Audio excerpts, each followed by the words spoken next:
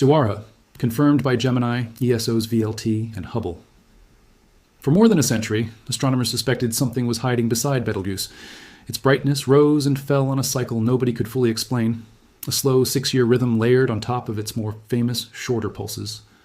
One idea, first proposed generations ago, was that a smaller companion star might be orbiting somewhere inside that glow, tugging at the giant, disturbing its outer layers, just enough to explain the mystery. For decades, nobody could actually see it, the supergiant's own overwhelming brightness swallowing any fainter object that might have been orbiting nearby, the way a searchlight erases the stars around it.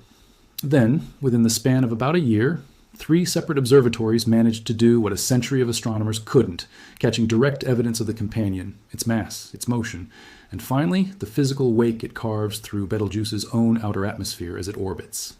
This is the story of how astronomers finally found Betelgeuse's hidden partner, and what its discovery reveals about the final act of one of the most famous stars in the night sky. To understand why finding this companion mattered so much, you first need to understand exactly what Betelgeuse actually is. Sitting on the shoulder of the constellation Orion, roughly 724 light-years from Earth, Betelgeuse is a red supergiant, a star nearing the end of its life, swollen to a radius somewhere around 1,400 times larger than our own Sun, so vast that if it replaced the Sun, at the center of our own solar system, its outer surface would extend out past the orbit of Jupiter. It's one of the most luminous stars known, emitting more light than 100,000 suns combined, and one of the most recognizable points in the entire night sky, easily visible to the naked eye without any telescope at all, a familiar reddish point marking one shoulder of Orion for anyone who has ever looked up on a clear winter night. Betelgeuse is also unmistakably dying. At only around 8 million years old, a fraction of our own sun's age, it has already burned through its available fuel far faster than smaller, longer-lived stars, and it's now expected to end its life in a supernova explosion, one bright enough, astronomers believe, to be visible even during daylight for weeks once it finally happens.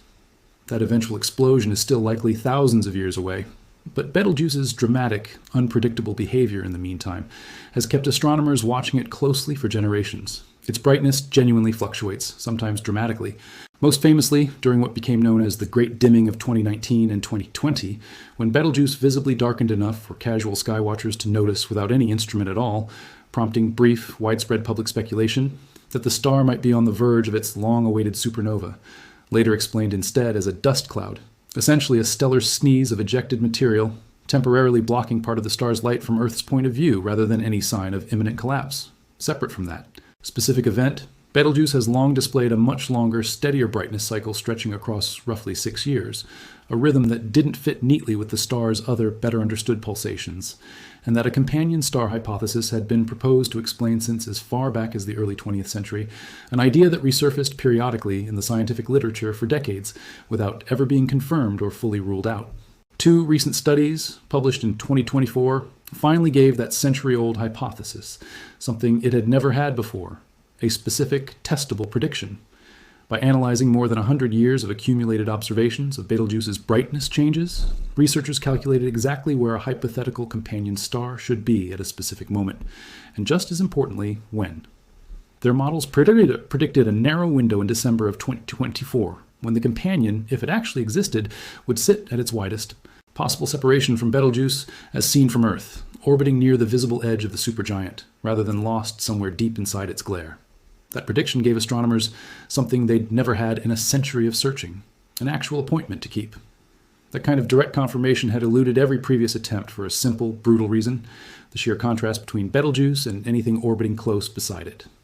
Over the decades, various indirect methods, tracking subtle shifts in the star's spectrum, modeling its brightness, variations mathematically, hunting for faint gravitational signatures, had all produced tantalizing hints consistent with a companion, without ever managing to actually resolve one directly. Betelgeuse itself is so overwhelmingly bright, and any plausible companion so comparatively faint and so close to the supergiant's own glowing edge that ordinary imaging techniques simply couldn't separate the two, the fainter object's light effectively drowned out entirely by its neighbor's glare, no matter how sensitive the detector behind the telescope happened to be. Solving that problem required not just a bigger telescope, but a fundamentally different kind of imaging technique altogether, purpose-built to strip away exactly the kind of overwhelming glare that had defeated a century of earlier attempts. 2 independent teams raced to take advantage of that narrow window, using 2 different instruments built specifically to solve Exactly this kind of extreme observational problem, separating an incredibly faint object from the overwhelming light of a much brighter neighbor sitting right beside it, a challenge astronomers often compare to trying to spot a firefly hovering directly next to a lighthouse beam. A team led by Steve Howell at NASA's Ames Research Center used the Gemini North Telescope in Hawaii, employing a technique called speckle imaging, which captures thousands of extremely short exposures, each one frozen before Earth's own turbulent atmosphere has time to blur it, then combines them digitally into a single, sharp composite image far crisper than any single long exposure could ever achieve. Howell described just how significant that capability turned out to be. Papers that had originally predicted Betelgeuse's companion believed nobody would likely ever actually be able to image it directly, given how faint and how close to the supergiant's own blinding glare it was expected to sit. Gemini North's resolution, in contrast, proved that assumption wrong, delivering the first ever direct detection of the companion in July of 2025, revealing a hot, blue-white star with roughly 1.5 times the mass of our own Sun, orbiting at a distance only about 4 times the gap between Earth and the Sun, remarkably close for a stellar companion of any kind, tucked in tight against a neighbor thousands of times its own physical size. A separate team led by Miguel Montargis at the Paris Observatory pursued the same target using an entirely different, equally specialized instrument, the Sphere-Zimpole system on the European Southern Observatory's Very Large Telescope in Chile, an extreme adaptive optics camera originally developed for a completely different purpose, hunting for faint exoplanets hiding in the glare of their own host stars, its optics designed to physically cancel out atmospheric distortion in real time, rather than simply averaging it away after the fact. Observing on December 3rd and 6th of 2024, exactly during the predicted window, and spending several additional months carefully processing the resulting data, layer by layer, filtering out the supergiant's own overwhelming glow to isolate whatever fainter signal might be hiding beside it, Montargis' team produced what is now considered the clearest, most direct image yet captured of the companion. Montargis described the moment in strikingly personal terms. He had honestly doubted the JWST instrument had the sensitivity to detect the companion at all, given how faint the original predictions suggested it would be. Instead, the companion turned out to be more massive and therefore brighter than anyone had originally calculated, which is precisely why it became visible at all. The refined measurement placed its true mass somewhere between 2 and 3 times that of our own Sun, nearly double the very first published estimate from Gemini's own team just months earlier. A genuine, substantive correction rather than a minor rounding difference between 2 teams measuring the same object. 2 independent instruments using 2 completely different imaging techniques built by 2 separate research groups working somewhat in parallel had each caught the same faint object in roughly the same stretch of sky at almost exactly the moment models had predicted it would be there.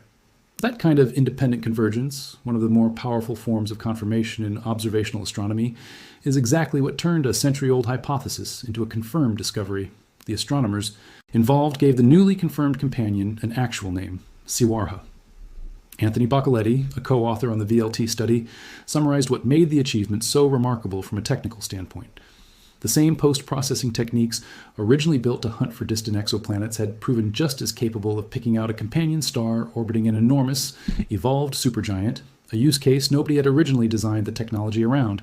Even with 2 independent direct images in hand, the teams involved were careful not to declare the case fully, permanently closed. Because Siwarha's predicted orbit would eventually carry it back around to the opposite side of Betelgeuse, disappearing once again into the glare that had hidden it for the past century, researchers noted they would need at least 1 more observation, roughly a year later, catching the companion on the other side of its orbit before ruling out every alternative explanation entirely. As Montargis put it at the time, there remained very little space left for doubt, but confirming the discovery beyond any reasonable question meant returning to check the prediction's other half as well. That confirmation didn't take long to arrive, and it came from an entirely different kind of evidence altogether. In January of 2026, a team led by astronomer Andrea Dupre at the Center for Astrophysics used NASA's Hubble Space Telescope, alongside additional ground-based observations, to search not for the companion star directly, but for its physical influence on the material immediately surrounding Betelgeuse. Because Siwarha orbits so remarkably close to its enormous neighbor, tracing a tight loop that carries it clockwise around the supergiant, researchers reasoned that its passage should be dragging a visible disturbance through Betelgeuse's own extended outer atmosphere, essentially a wake, the same basic phenomenon that trails behind a boat cutting through open water, or the way a spoon pulled through a cup of thick, swirling liquid leaves a visible trail behind it. Analyzing the fresh Hubble data, alongside the ground-based observations, Dupre's team found exactly that. Clear, measurable evidence that the companion star was actively shaping the gas and material surrounding Betelgeuse as it moved. A physical signature entirely independent of the earlier direct images, confirming the same basic picture from a completely different angle, effectively watching Sawara's footprints in the surrounding stellar material rather than photographing the star itself. Taken together, these three separate lines of evidence, Gemini's original direct detection, the VLT's sharper, more precise follow-up image, and Hubble's confirmation of the companion's physical wake, transformed Betelgeuse's hypothetical partner from a century-old guess into one of the most thoroughly, independently confirmed stellar companions ever documented around a star this famous. It's worth pausing on how genuinely unusual that level of confirmation actually is. Most confirmed exoplanets and stellar companions rely on a single detection method, sometimes cross-checked once by a second team using a similar technique, and even that level of scrutiny is considered a strong, well-supported result within the field. Sawara was confirmed through three fundamentally different lines of evidence: direct imaging from two separate telescopes using two separate techniques, plus an entirely independent physical signature detected by a third instrument altogether. An unusually complete multi-angle case for a discovery that had eluded astronomers for more than 100 years, built not on a single lucky observation, but on a full year of coordinated, overlapping verification across three of the world's most capable observatories. There's a genuinely dramatic postscript to this discovery that connects it directly back to Betelgeuse's own approaching fate. Because Sawara orbits so tightly, current models suggest its own future is already sealed, tied inescapably to its much larger neighbor's gravity.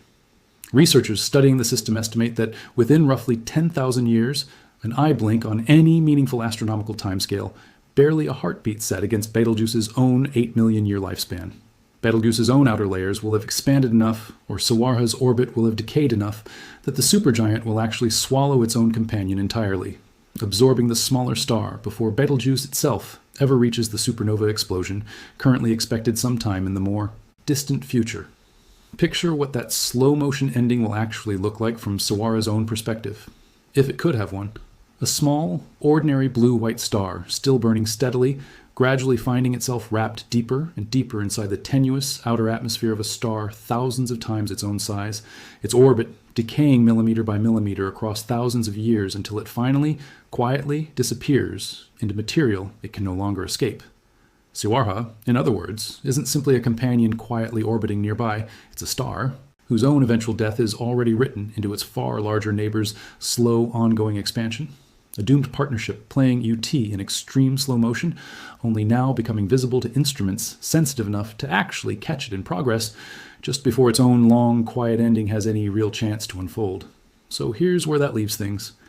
After more than a century of speculation, indirect brightness cycles, and failed attempts to catch even a glimpse of anything beside it, Betelgeuse's hidden companion has a name, a measured mass, a confirmed orbit, and now, direct physical evidence of the disturbance it creates as it moves. What began as an unexplained 6-year brightness rhythm, noticed by astronomers who had no way of directly confirming its cause, has become one of the more completely documented stellar partnerships in modern astronomy, verified independently by 3 different instruments in barely more than a year. Think about what the timeline actually represents, set against everything that came before it. Betelgeuse has been studied, cataloged, and watched by astronomers for well over a century, one of the most closely observed individual stars in the entire night sky, its brightness record stretching back further than almost any other star humans have tracked. And still, its closest, most consequential secret sat hidden in plain sight the entire time, not because nobody was looking, but because the tools required to actually see it simply didn't exist yet. It took 2 independent teams, working with instruments originally designed for entirely different purposes, hunting exoplanets and freezing atmospheric turbulence, before anyone finally had the right combination of technology and timing to catch what had been there, quietly orbiting the whole time.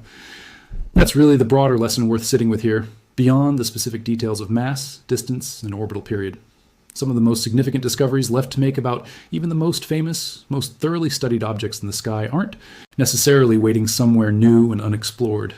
Sometimes they're sitting exactly where astronomers have already been looking for generations, invisible not because of distance or obscurity, but because the specific technique needed to finally resolve them simply hadn't been built yet. Betelgeuse spent more than 100 years hiding a companion in plain sight, right at the edge of its own glow, waiting for cameras precise enough and researchers patient enough to finally catch it. And somewhere out past Orion's shoulder tonight, Sawara continues its tight, doomed orbit around the supergiant that will one day either explode without it, Or, according to current models, simply swallow it whole first. A quiet, slow-motion ending already written into a partnership. Astronomers only just finished proving was real, unfolding light years away, exactly as it has for longer than human civilization has existed to notice it, now finally caught in the act by instruments built specifically to see what a century of earlier telescopes never could.